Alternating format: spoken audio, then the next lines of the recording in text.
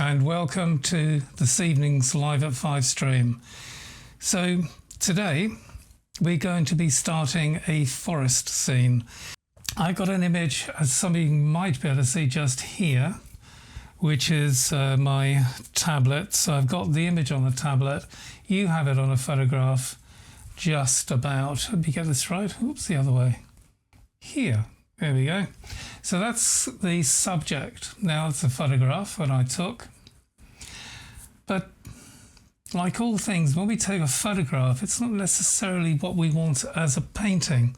Maybe we want to use it as a guide and create a piece of art as opposed to a photograph. And I think that's really important to bring up because so many of my students, it's like every mark on the photograph seems to have to be put into the painting, and that's really not the way you should do things. Your photograph is a guide. That's it. Here we have a tree which is pretty much almost center. It's not, it's slightly off to the left, but it's almost center. And the tree on the right is in a good position. It's about on a third. The horizon is nice. It's a good position. It's about, I'd say probably a quarter, maybe slightly higher. And we've got some interesting rocks over to the left and also one rock slightly central-ish off to the right. So there's some nice elements within the scene, but there's some things which I might choose to change, like maybe I'll darken this area. This area is already a bit dark. Maybe could benefit from being slightly darker. We'll see. We've got some nice highlights, and there's some things which look like, I think they're bushes. They'll be bushes. Let's just look at the whole scene. This tree for me is a little bit not quite right in where I want it. Now, so which way am I going to move it? I'm going to move it to the left, in which case it challenges this one here. It's like too same-o, you know, too much the same. And I really want to avoid that. So if I move it over slightly, it's going to be dead center. So what do we do with it? I could put it on a third and move this over to a quarter. That would work. If I kept it the same, it is slightly over to the left. Let's have a quick look. Yeah, it's slightly over to the left. So maybe I just nudge it a little bit more over to the left. I'm talking maybe 0.5 centimetre or 1 centimetre, nothing more. Now, our canvas is fairly small. It's just under A4, I think, ish. So we're not going really huge. If we were going really big, then of course I've got a lot more space to play with. I could shove it over. But as we're going quite small, it's the difference between it being here or here. So it's not going to make a huge difference. Now, this is very much the how to begin a painting.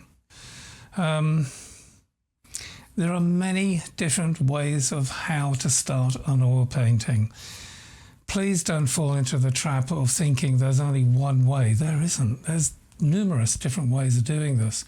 My job as a tutor is to show you as many ways as I can so you can experience them, practice them, have a go at them, and you'll go, oh yeah, I prefer this way.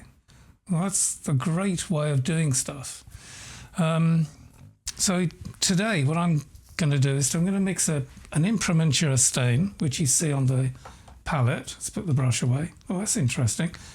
I just noticed that. This brush, I'll hold it up. Here we go. It's on the main canvas. This bit here is something I've stopped doing now, but I think I might start again. I always used to dip the ends of my brushes into a nail varnish. It's not mine, but that doesn't matter. It is really, does it?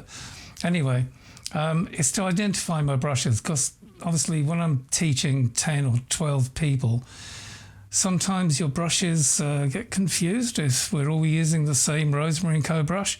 This identifies it as my brush.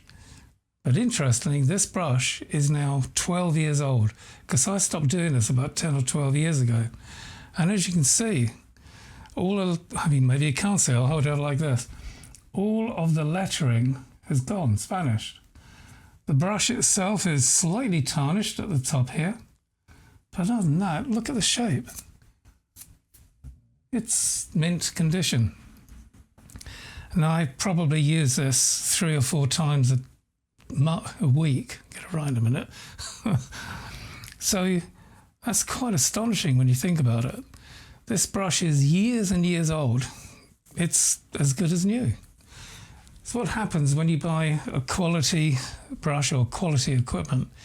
It lasts. And the thing is, this brush is new, probably, it was years ago, I'm not too sure, maybe about £4 or something. Now it's probably about £5-6. No, not much more than that. So Rosemary & Co brushes are really, really good quality brushes, and they do last. Now, on the palette, we have 2 colours. We have French Ultramarine Blue and we have Raw Umber. Now, the 2 of these, let's just look at this, a little bit of theory just for a minute. French Ultramarine Blue is a purpley blue. It's not purple. It's not greeny blue like cerulean. It's a purpley blue. So if you've got blue here, it's slightly over on the purple side. Raw Umber is a yellowy brown. It's not a red brown like burnt sienna. It's a yellowy brown. So yellow combats the purple. Brown's a dark orange. That's the way we look at brown. So it's either a reddy orange or a yellowy orange, but it's dark. So orange is complete opposite to blue. Now let's put these 2 together. You've got a purpley blue and we've got a yellowy orange. Well, they counter each other out, so you get a neutral black or a neutral grey in the middle. And let's have a look at this. So I've already got them out. Let's put these down. Here we go. So let's mix these 2 colours together. Here you can see the purpley blue. And here we can see the yellowy brown. And you can probably just see that hopefully on the palette. Now, we'll mix these 2 together and look what happens. It goes very dark. Now, if I add more brown, it'll go brown, but it would go dark brown.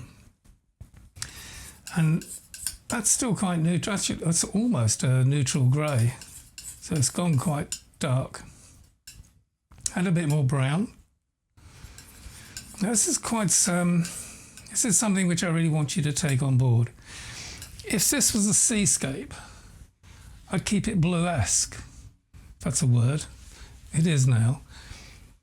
I would keep the stain blue. Not bright blue or French ultramarine blue, but a dark blue by adding a bit of brown to it. So let me show you. Here's a bit of blue. I take a little bit of the stain, the raw umber, adding it to the blue.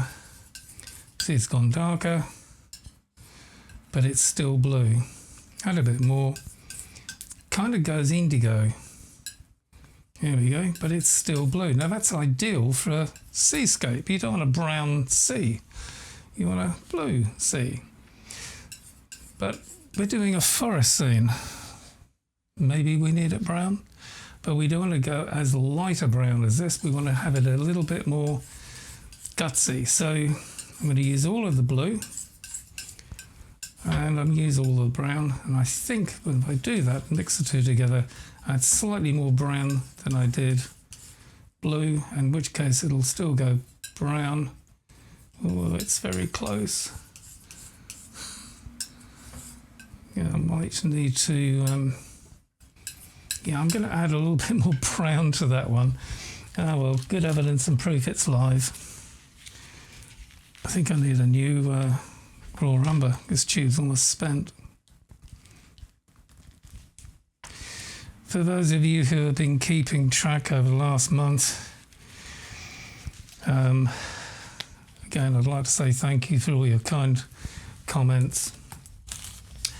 I'm still nursing a fractured skull, which is weird because I don't feel like I'm nursing a fractured skull, and obviously the effects of a brain bleed. But I'm still here. I think I've been quite lucky, and although I'm still suffering a bit of brain fog, on the whole, I think I'm okay.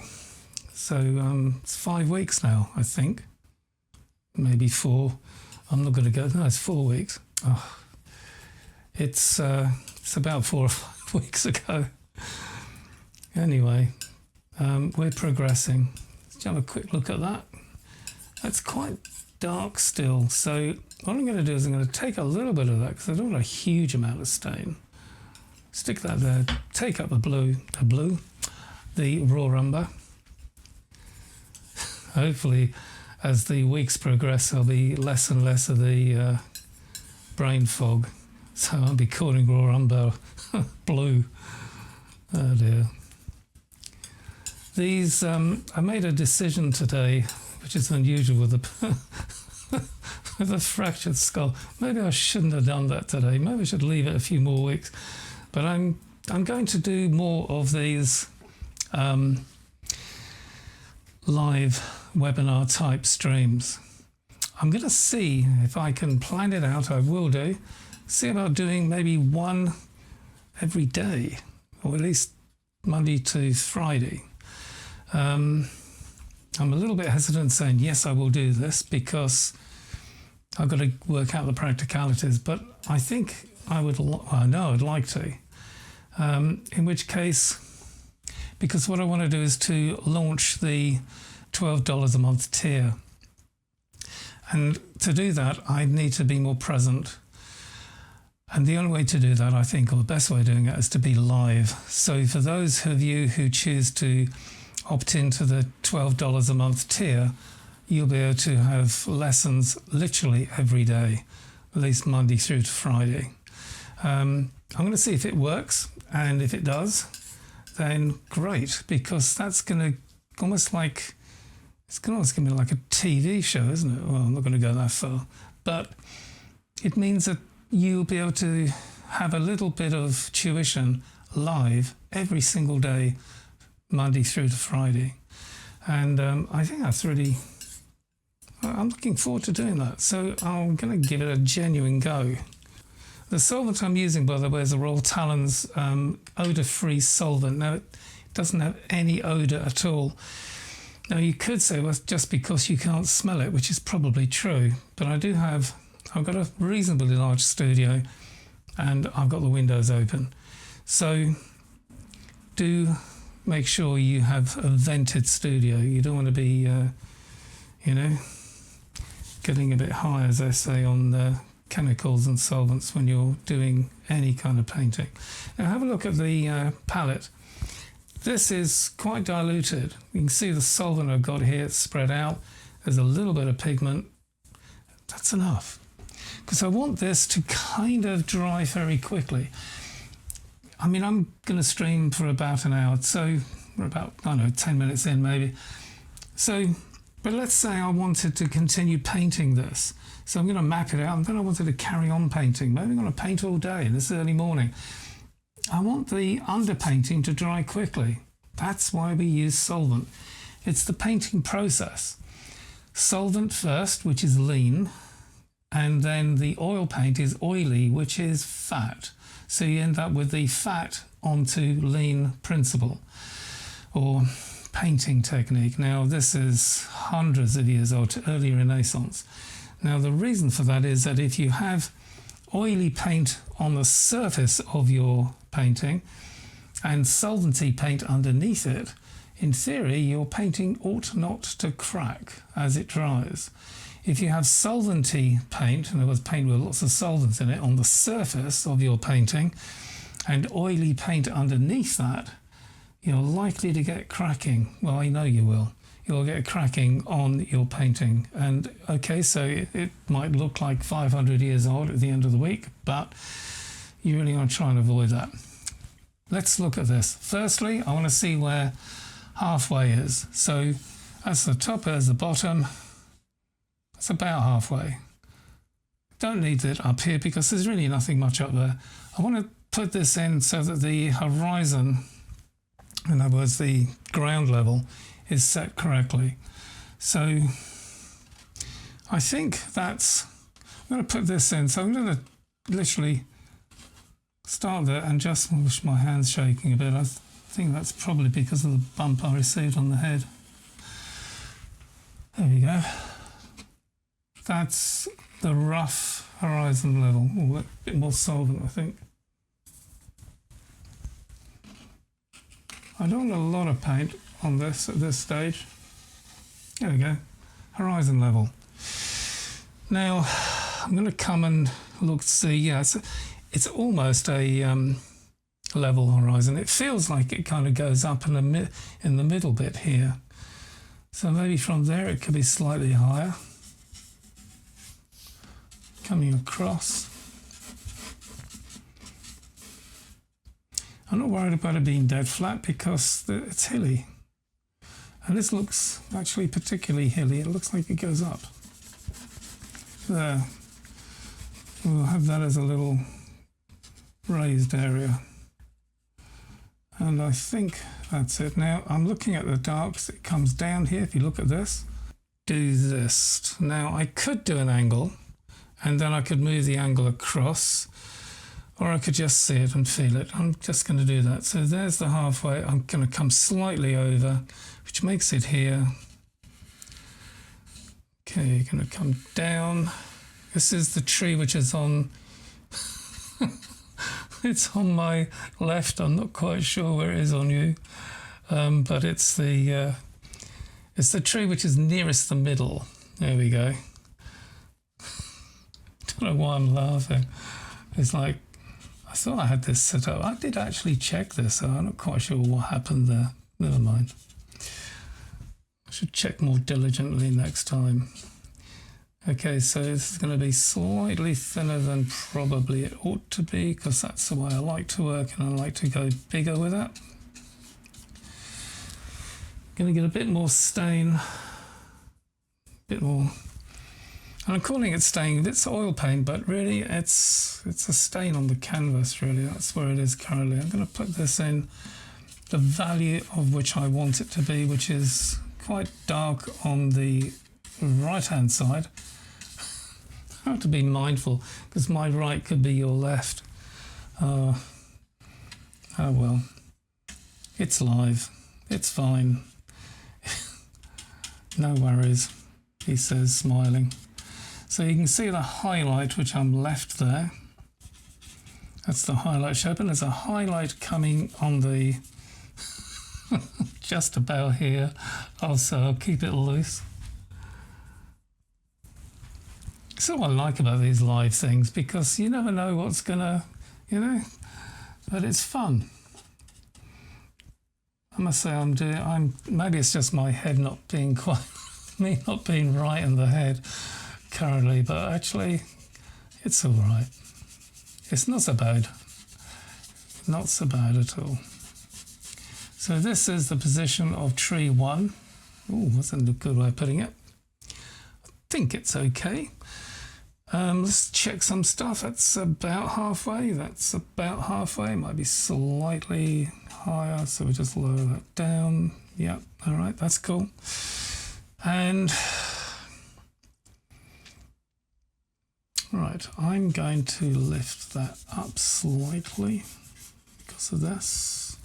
And I'm going to get the brush, which I'm calling Lifty Offy brush. Very technical, that. Should write that down. Lifty, I see, Lifty Offys. Oh dear. It lifts off the stain. Should really avoid hitting my head from now on. Right, here we go. And I just want to simplify this to a bit of light and dark, nothing else at this point. And that will be fine. Okay. Now, so that's the position of tree 1. There's a dark bit here.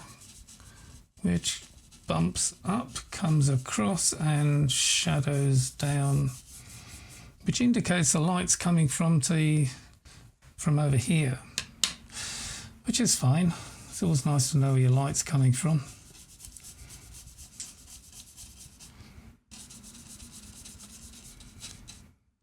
Coming back to the idea of doing one of these live streams or classes, let's say call it a class, live classroom events every day.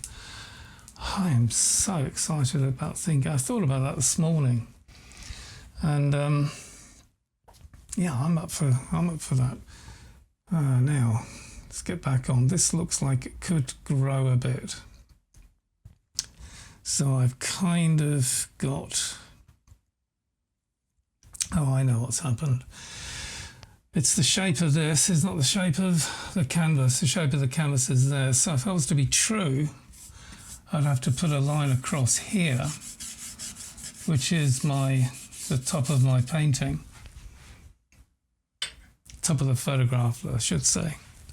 So, in other words, if I did that, we've got top of the photograph, and it's even probably slightly lower than that, which, because it's made it shorter, it's made this wider. I just raised it up a bit. In other words, I didn't get the right size, right shape canvas for the picture. Now, if we were live in the woods, of course, there's no photograph, and the woods go on and on and on and on. So you've got to pick and choose what you're doing with it. I'm feeling now, because of that being the angle, yeah, it's kind of almost down here somewhere. So I've actually raised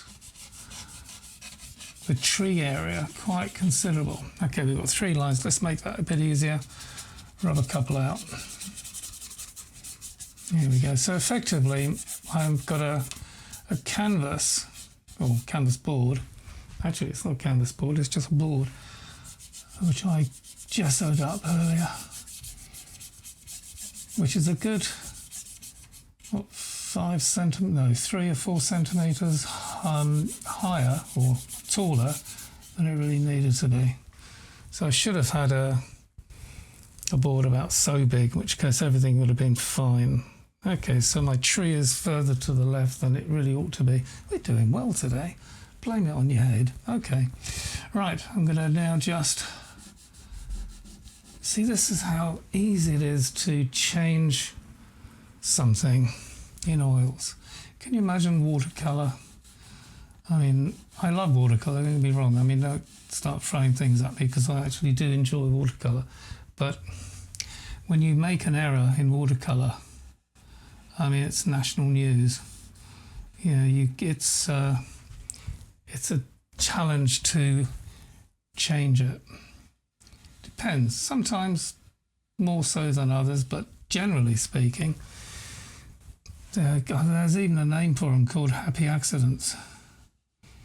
I think that's been generous. Right, here we go. Now I just want to reshape that highlight. It's about there. Here we go. We're back in the game. And there's the edge of the tree. Yeah, still, it's okay. It's all right. I mean, it's a tree, right? So we'll pretend we stood a few feet over to the other side. I'm going to make it a bit wider on this side. I don't know if it's your right or left. Oh dear.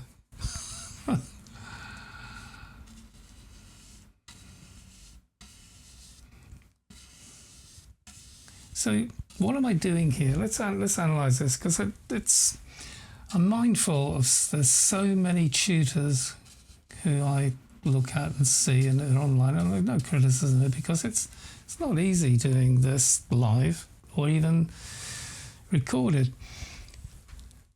But it's like sometimes you think it's all about them and nothing about where's the tuition. The beauty of doing this is that it's a stain. There's no colour. Well, there it is, it's brown. But I'm not worried about getting the right green or getting the right blue or, you know. All I'm concerned about is the tonal value and the shape. Easier. Let's look at some of the green stuff, what they call it, leaves. Let's put some of that in. There we go. Bit of green stuff coming in there. There's a bit of green stuff coming around about here. Let's lift that off slightly because it's lighter than the tree. Coming around, coming across. Good. Now I don't need this doesn't need to be a masterpiece of green stuff.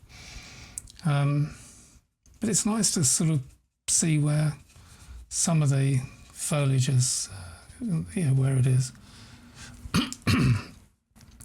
Bit of dark going in.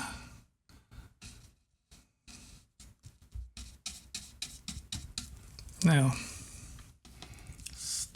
lift this, because it's tonal, so we want to have this tonally near.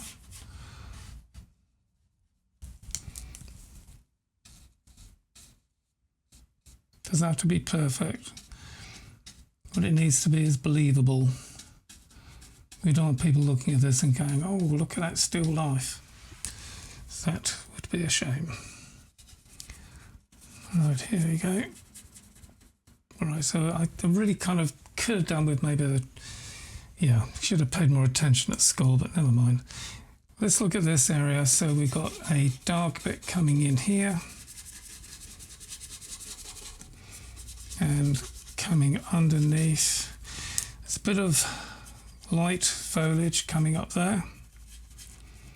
Yeah, there's a gap which should be bigger here, but oh well, never mind. It's our painting. Well, it's my painting. So it don't need to be, it needs, like I said, it needs to be believable for the now. I think we're okay. Make that tad lighter, but not too much. And look at where else we got. Bit of a dark zone here, approximately. And that's pretty much it. A bit more stain. Now we've got a rock here. Let's put it in. Whatever happens, it's going to be in the wrong place because the tree wasn't quite put in the correct place, but never mind. Not interested in anything other than the shape and the value. Now the benefits of doing this, let's look at those. It's called, firstly, the name of this technique is imprimatura. It's a variation upon an imprimatura. Normally an imprimatura is that we stain the entire canvas and then we lift and we add darks. Those three values, light, medium and dark, gives you the shape.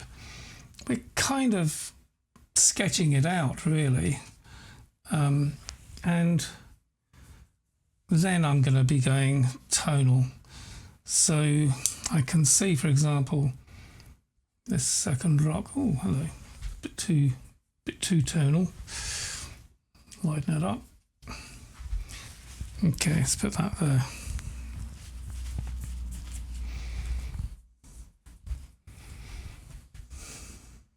There we go.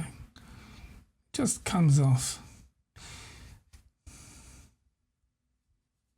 It's fine. Now we're going to go slightly, just get this rock in place. Really tell where the shadow is. So we can really tell where the highlight is. Excellent, that's what we need.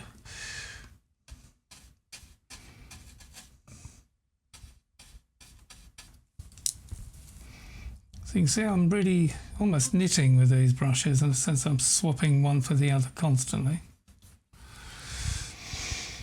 Okay, a bit of value, which is the light grass area going in.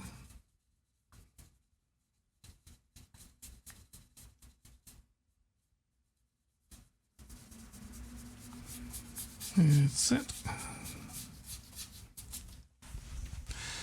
And look at this bump we've got just about here. There's a shadow. I think that's looks like probably the shadow of the tree foliage. Leaves, let's call them leaves. And then there's a bump, which is about here, coming up, moving down and out of sight, and then there's some shadow. Okay, let's just put that shadow area in. Now, normally an imprimatura is a really fast technique. Because I'm talking here, it's going to slow it down a bit because I've got to somehow think of what I'm saying. So it does slow stuff down a bit when I'm teaching or talking. But it's important to give you the benefits of hindsight of why I'm doing this sort of stuff. What we'll end up with is a tonal value study. In other words, all the, hopefully, or as near as we can anyway, the tonal values of the painting being in the right place would be nice. Now let's put the other tree in. Oh, that's a good idea. Right, okay, let's go. So the tree is not between the, dead center, it's slightly over. And I think that's going to be okay. So look at my hand shaking, gosh. I think that's the result of having the thump on the back of the head. Mental note to self, don't fall over backwards.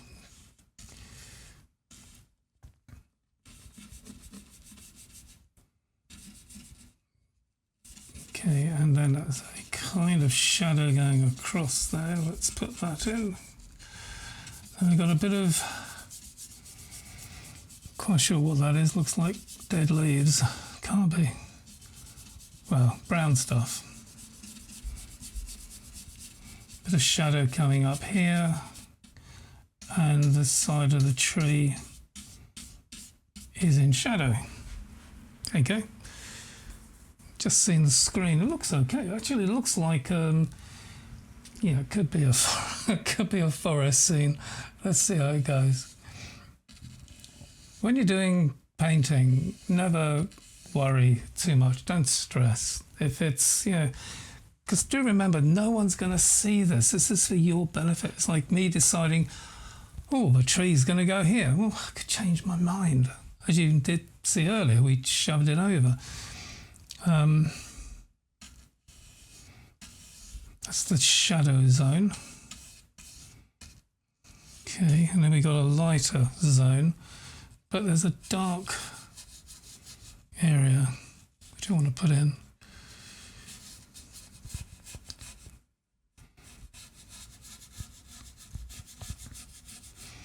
Right, so all of that area is quite dark in the forest.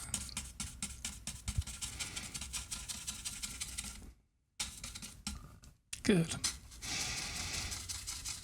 Dark area here.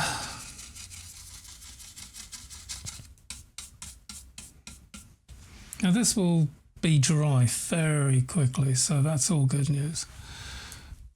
Here I'm just going to wiggle it a little to create a half tone or a mid-tone, depending how you feel about the words half or mid. It's a bit dark here still going up, but the tree is actually darker than the background.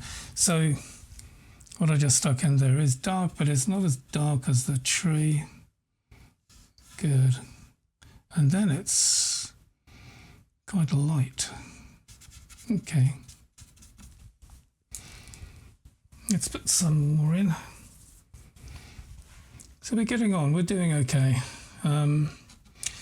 This dark area comes across, bit of foliage from the tree to the, I think it's this tree. Anyway, moving on. Now let's look at this. We've got some dark, we've got some light trees there. But I'm just going to be focusing on the main area, which is predominantly dark.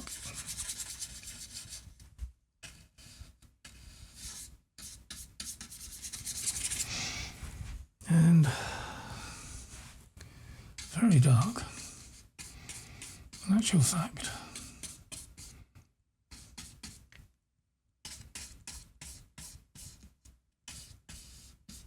Good. How's that looking? Yeah. Bit of a mess. Excellent. I've come up with a new phrase for my students who visit my studio. It's kind of, I encourage them to mess it up. Some of them are very good at that. What I mean by this is, don't make it too perfect. Nature's messy. So add mess to your paintings, especially if you are painting a forest. I've never seen a tidy forest, ever. And I've been painting forests for far too long.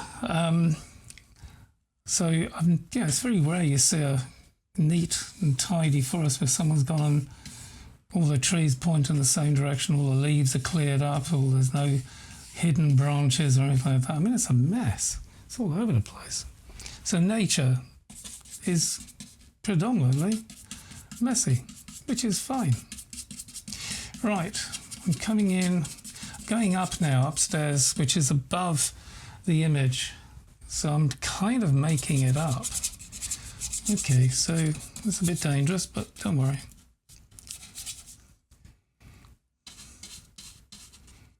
Bring that across. Now, I think because it's in the sky area, or it's up, let's put it that way, let's not get too technical. Because it's up, it's going to be lighter than it would be if it was down. So we'll do it slightly lighter. Bring this across. A bit of value, that's all I'm going to do here is just add a bit of tonal value to the area so that it's kind of not too neat and tidy. Bit of mess. That word again. Probably repeating itself, never mind. Blame it on the age. That's cruel. Right, let's bring this down. There's a tree there.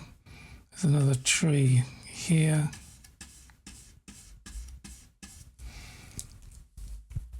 This is a bit lighter down there. So now what I'm doing is what am I doing? I was going to say complicating it.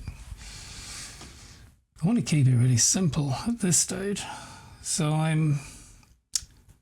don't want to say I'm adding detail because I can't stand the word detail. I'm complicating it a little bit. There we go. Excellent. Not complicating it too much, I'm just complicating it just the right amount. Clean the brush and it will lift some of those highlights up. Okay, we're getting there. Now, the thing I love about forests is if your tree is over here and you put it over there, who's gonna know? You know, it's not like your portraiture, and I did quite a few portraits, many of them which we will not discuss because they're obviously, I don't know, it's some of the portraits I've done are, I wouldn't do them now. When you're younger and you're full of, oh, I start doing a portrait, and I've done some politicians and kind of genuinely wish I hadn't, but never mind, we won't get political on you. There's too much of that in this world currently, far too much. Such a shame. One day, hopefully, we'll all learn to live with each other and not worry about stuff. That's what I hope anyway. I think that's what we all do. Anyway, on a brighter note, gosh, it's a forest. maybe. We're getting there. It's becoming Foresty-esque. Oh, there's Martinez again. Right, so all I'm doing here is just putting in some light and darks, which is me saying that's where I want some of the foliage to go. Nothing more. Push that in. Needs something here, so it's going to put a little bit of tickle in there. Yeah, okay, I seem to have got two arms. Yep, put that in. So coming back to the process, this is all for me, not for anybody else, not for any other viewer. No one's going to see this, so don't worry about things not quite looking the way they should just yet. It's not a painting. Technically speaking, this is an underpainting. It's nothing on here is going to be viewed by the viewer. No one's going to see this. It is just for you. You telling you where you're sticking stuff. And if you don't want to stick stuff there after you've looked at it and stuck it, you can unstick it and stick it somewhere else. Maybe that's not very clear. We'll work on it.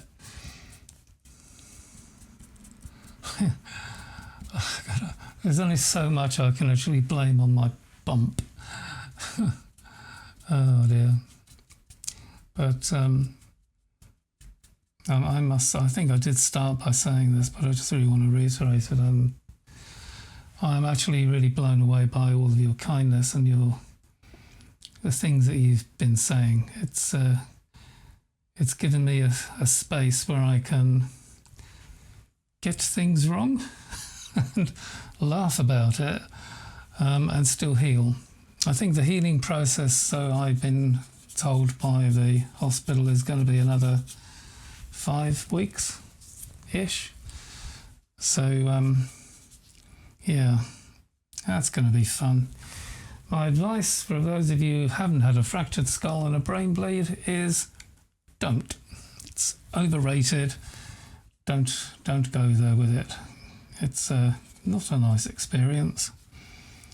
And I generally wish I had not done it. Not that I knew how to avoid it, but hey, I'm still here. And I think I'm quite lucky to be in the condition I'm in, to be honest. I mean, gosh, look at me. It's not too bad. Actually, I'm really liking this now. Okay, so what stage are we at? We're at the stage where we've got kind of the bare bones down. Now, I want to take you through some of this, and this is, I've never heard any other artists speak in this manner, so I'll apologise now for what I'm about to say, but I truly feel this helps. I look at this like a film or a play, a show. This is a tree. You never guess, will you? And this is a tree. And there's a kind of, I think it's a rock or something here, and there's another couple of rocks here. These are the main actors in the show. They're the main elements of the painting. Everything back here, I mean, there's a little, let's put it in thin brush for a second. I'll use this one. So there's a kind of a Christmassy tree here. Well, that's not, it's a supporting actor. It's like, it's not the crowd. The crowd is, this is the crowd, it's all the back here, so through here, these are all the crowdy bits, but this little thing here is a supporting actor. So he's part of the main show, he's part of the image. And yeah, it would be nice to get it kind of, yeah, okay, maybe. Not going to say perfect, but don't worry too much if it's not quite right. As long as it looks tree-esque, I've said it before, haven't I? It's going to be okay. Because at this point, we are deciding where to stick the main actors of the show or the play or the film. I'm not too worried or distracted about these minor actors going in. There you go, look at that, Christmas tree. And that's good enough. You see, this is not a painting as such yet. It's, can you see how that lifted? It's a bit of solvent, that's all it was.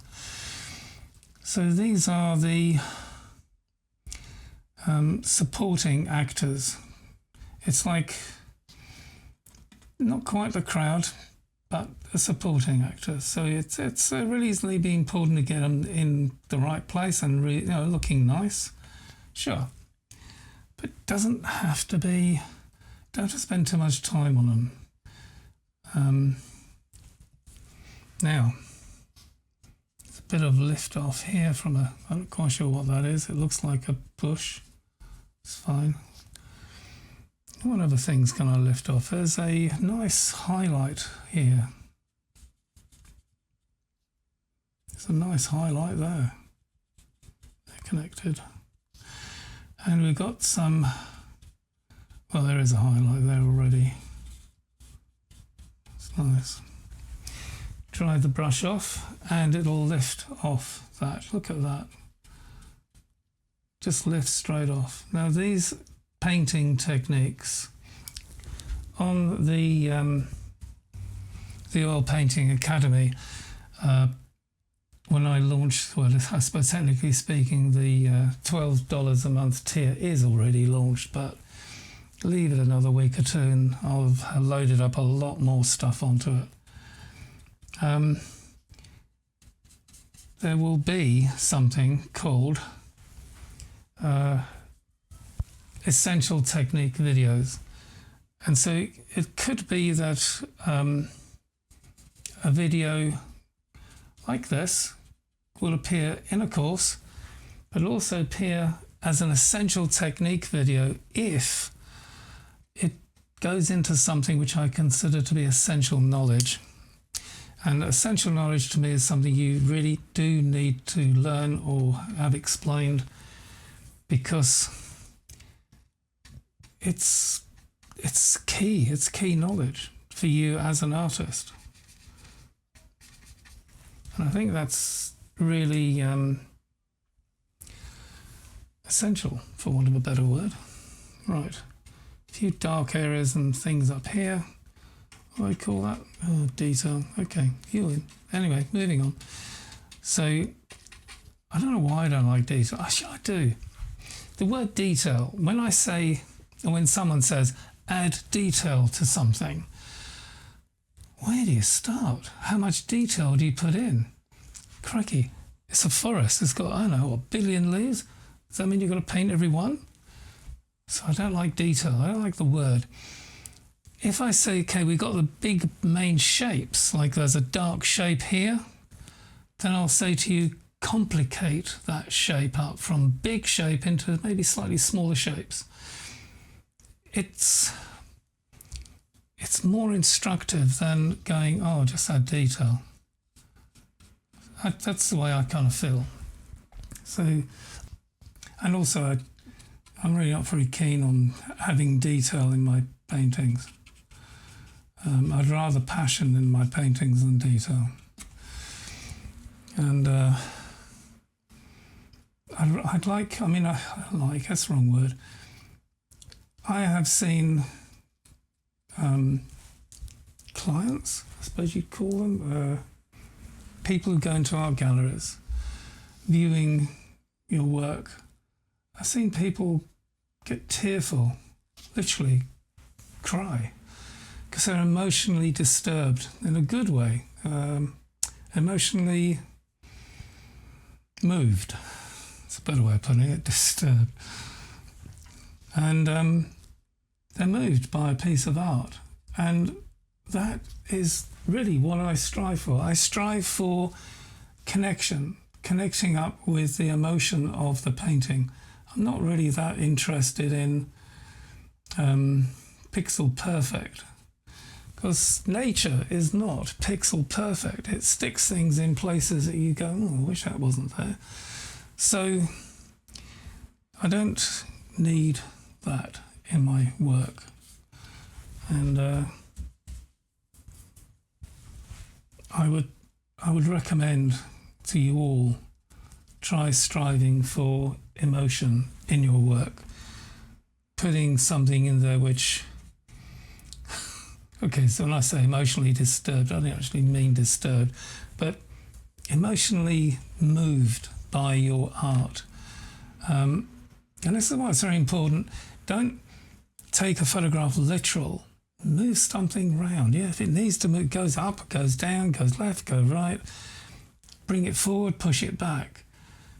It's not finished until you say it is. And that's really quite important, I feel. Now, what am I doing now? I'm just kind of complicating it up a little. I've noticed over here it's quite light, and I've got quite a bit of dark in there. I'm trying to get a kind of tonal value thing going, but this is the underpainting. Now, as a part of me and as a part of you, which is very proud of what we do, so there's a bit of like ego in this, sprinkling. And I really try very hard for it to be a very small amount, but sometimes your ego gets the better of you and you want to put more and more and more perfection in your underpainting, so people go, wow, look at that underpainting, look at that painting or whatever. Now, an example of this will be an artist called Van Eyck. Van Eyck? Yes, Van Eyck. 13th, 14th century. Oh, gee, amazing artist. His imprimanturas were finished paintings. They were unbelievably good. So, yeah, you can go the extra mile. You can make this look pixel perfect, for want of a phrase. I wouldn't recommend it. I don't think it needs to, you don't need to do that. It's nice just to go, oh, look at that. That's amazing. That's all you need. Because if you like it at this stage, it's going to be pretty unbelievable when you get to the finished painting. It's, and also another little tidbit for you. If you do a big painting like, I don't know, 120 centimetres by 60 centimetres or even a metre, well, do a small painting of it first. It's quicker. Decide on the colours. Decide on the design. So when you eventually do the painting, you've already done the hard work. You've already got the design. You know it's going to be a nice painting. You don't have to worry about stuff. Whereas if you go straight in and do a big painting, can you imagine trying to move something? I mean, yeah. And this is the other benefit of an imprimatura. You can see how this image is beginning to shape. Can you imagine if we went straight to paint and I've got all the colours just the way I want them, and then I go, oh, that tree, it's not in a good place. I've wasted days, maybe, certainly hours. So do bear that in mind. Don't waste your time on doing something big if you haven't done it small first. I kind of, I do really feel that quite strongly. It's, if it works as a small painting, it's going to be unbelievable as a big painting, breathtaking, because it's one of those things where, yeah, so a big thing is quite impressive to see.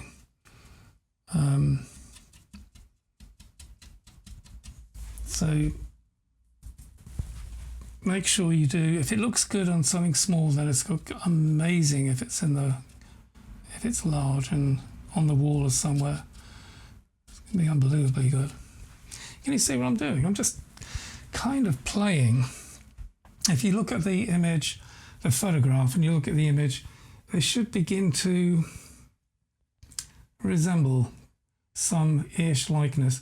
Obviously, it's not going to be a finished painting, but there you go. Where there's a bit of light, and that's why I want to put the cross here. I'm going to dry this brush, just literally rub it, as you can see, on the tissue, and that will lift quite a lot.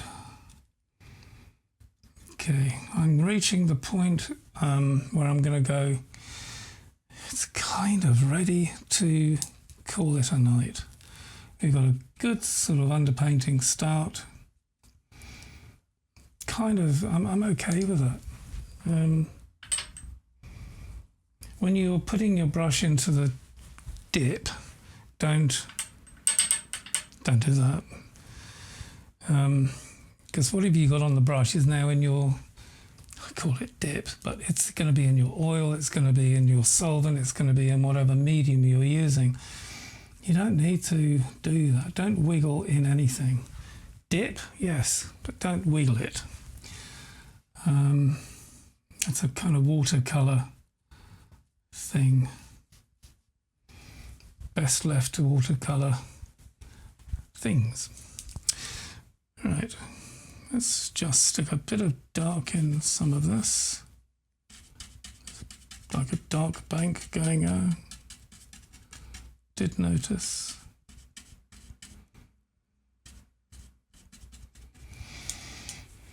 Yeah, looks like that looks good. We like that. Complicate it.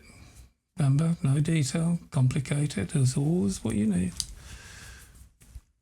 Dry the brush and just shape accordingly. Okay. This is a chisel brush. I don't know what kind of size it is, but it's a nice size. It's about it looks like a 3/4 inch chisel. But if you look on the palette, you can see it's quite sharp. Can you see that? I'll do it this way. Here we go, under the camera. So it's kind of a nice edge to it. And here,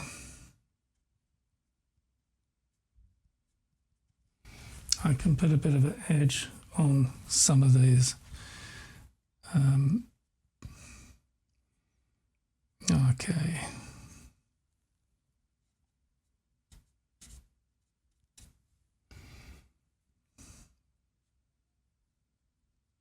Now this is, you know, I said to you about ego. Oh, I need it to look like a finished painting. That's what I'm talking about right now. None of this is really needed. You can go the extra mile. You can make it look like a forest painting if you really want. There's no right or wrong. It's your painting. It's okay. You can do this. Or you can go, that's enough. Because the purpose of this stage is to tell you where stuff goes. You know this is a highlight. You know this is a shadow. You know this is a bit of like lifted up, what I call it, like a hill. You know where the stuff goes. So it makes the painting process easier. And that's its only chore, its only job. Doesn't have any other job to do other than that. Yeah.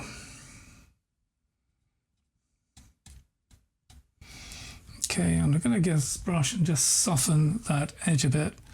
So I don't want it too sharp. So I'm really looking at this now going, well, what do I need to do? And it's not too much, to be honest. It's pretty much there.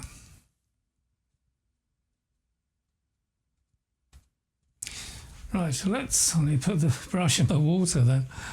So I'm going to clean this off. And all I want to do is just clean and dry the brush.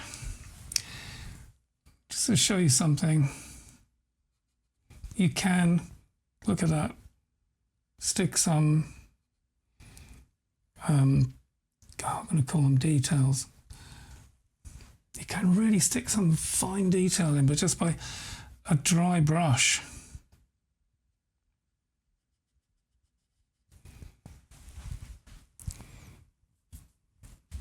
These are things for you to try. Don't worry about getting it wrong, please.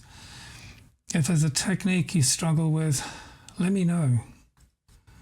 I really mean this. Let me know if there's a technique you struggle with, and I will deliberately design and make a course or a class, a video lesson on exactly what you're struggling with. You're not alone. The purpose of the community is exactly that. It's a community. And if I can't help you with something, because I could be on holiday, or could be away, or could be asleep, you know, we're global, so some of you will be watching this from America. I'm based in the UK on the south coast of Dorset. But some of you will be all over the world. If you're struggling with something, let me know. Send me a message. Put a post on the community, and you'll be surprised. There'll be people who will go, oh, I know this, and they'll help you. That's what the community is all about. You're not alone. Look at this. Can you see how it really begins to look? I'm looking at the screen on the computer, by the way, just in case you think I'm leaning over for some obscure reason. So I'm looking at the image from afar. It really begins to look like a forest. Have I painted any trees? No, I've just got some light and dark shapes which kind of look tree-esque. It's fine. I'm kind of going to stick just a few bits in, but, you know, I'm done. It's there. So in an hour, 10 minutes, we've got a really quite, I'm going to say it again, detailed underpainting. It's going to tell you exactly where to stick stuff. You've not wasted any paint. Look at the amount we've got left. It's a stain, so don't think you're painting it, it's a stain. And it's almost dry. I mean, even here, look, there's a bit of dark. It's not completely dry, but it's not totally wet either. So give it another half an hour to an hour, and that will be totally dry, which means I can start sticking paint on in an hour from now. So if we did this, let's say started at, I don't know, 10 o'clock this morning, let's say 10 o'clock in the morning. It's now 11 o'clock. It's time to have a cup of tea, coffee, whatever you want. 12 o'clock, maybe have lunch. 1 o'clock, come back in the studio and carry on painting. It'll be dry and ready for you. So the myth that I always hear is that oil paintings never dry. They do. You just need to be painting it in the right way. Anyway, folks, I hope you enjoyed that. Have a lovely evening and or morning or day, wherever you are in the world, and I shall look forward to seeing you at the next Live at 5 event. On that, I shall say cheerio. Thank you ever so much for this evening, and look forward to seeing you on the next show. All the best. Bye for now.